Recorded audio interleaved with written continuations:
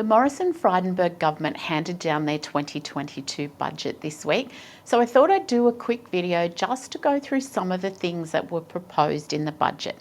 Keep in mind though that a budget doesn't mean it's law and it still needs to go through Parliament, so none of these are set in stone and we'll just have to keep our eye out in the coming weeks to see what does get passed and legislated. So one of the first things that most people have heard about is the one-off payment of $420, which is called the cost of living offset.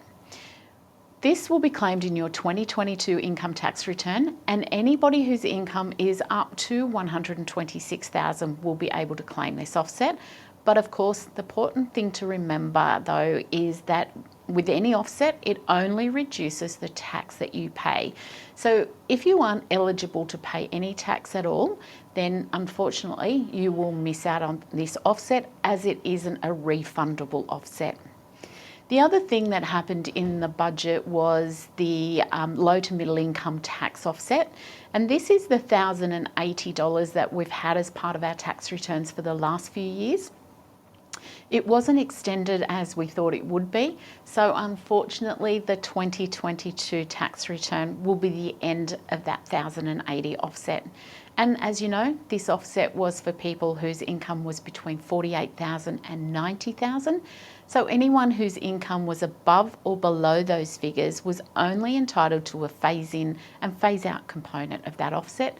And of course, once your income reached that $126,000, you didn't get any of that $1,080. So some of the other things that came through were the COVID tests. And if you're an employee and you need to do a COVID test to either return to work or continue to work, those tests are now tax deductible. And for employers that supply COVID tests to their employees, that has been announced that it will be tax deductible and also exempt from fringe benefits tax. The Medicare levy thresholds have also been increased, and these normally do increase annually in line with CPI. Those new rates will kick in from the 1st of July. We'll put them up on our website what those new thresholds are in the next couple of days. So if you're a low income earner and you think you might be exempt from Medicare or have a reduced Medicare liability, jump onto our website and have a look at those new income thresholds. The other thing that came through is a one-off payment of $250. Again, a cost of living payment. And this is for eligible pensioners, Centrelink recipients and concession card holders. It is to be paid in April and it will go straight into your bank account as a cash payment. And of course, the big one that we've all been waiting for is fuel costs. And there has been a temporary fuel excise discount of 50%. So that's about 22 cents per litre that we will hopefully see our fuel reduced by. Unfortunately, this is only a 6-month period and then it will go back up to the full 100%. But I guess any reduction in fuel is going to be good for us for the next 6 months. Some of the new incentives for small businesses, and that's businesses with an aggregated turnover of less than 50 million, is a $120 tax deduction for every $100 spent on training your employees and digital adoption. So that's bringing laptops, cloud-based software and technology into your business.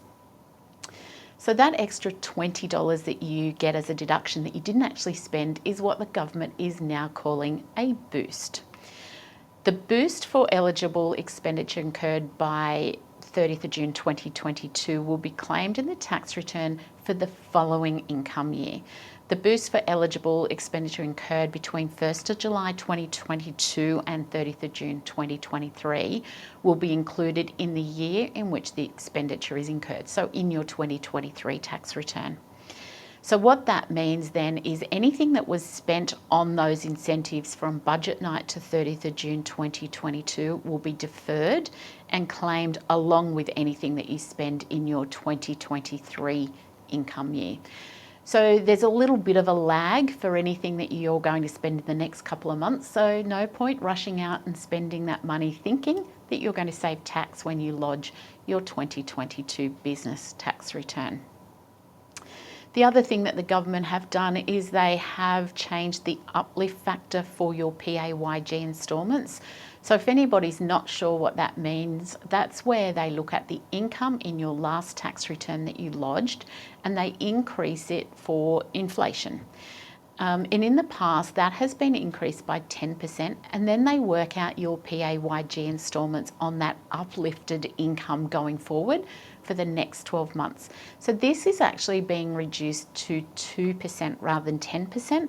So it does mean that your PAYG instalments won't increase by as much in the next 12 months as they would have in the past. The other great incentive that they have put in place is that they're putting out a $5,000 apprenticeship subsidy for new apprentices in what they're calling priority industries for the next next 2 years. As yet, we haven't seen that list, but what will happen is every 6 months, there will be a $1,250 payment made to the apprentice to increase their wage. The other incentive around apprentices is that they're putting out a $15,000 subsidy for any businesses that take on new apprentices, just to encourage businesses to do so. And there is also a $38.6 million incentive to encourage women to undertake apprenticeships in what they call male-dominated trades. There's also been a temporary 50% reduction in the drawdown, the compulsory drawdown from your super, and that's now extended for another 12 months. There's been $4.6 million over 2 years to support New Access for Small Business Owners program, which has been delivered by Beyond Blue, and that will allow small businesses to have access to free, accessible and tailored mental health programs to support small business owners.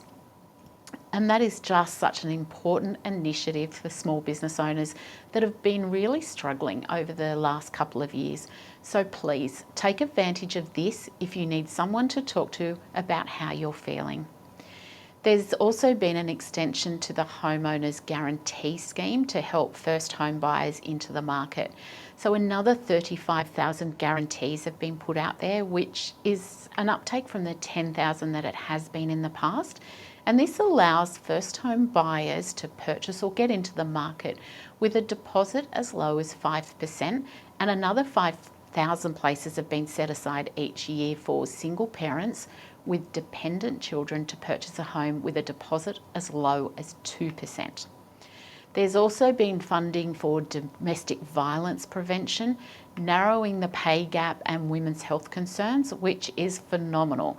That we're finally getting more funding for those programs, and there's a lot of other initiatives around the women's space. We'll put a full summary up on our homepage in the next couple of days, so if you want to check out any of these incentives or anything else that came out in the budget, jump onto our homepage www.123financialgroup.com.au and we'll have a full summary up there for you. Thanks.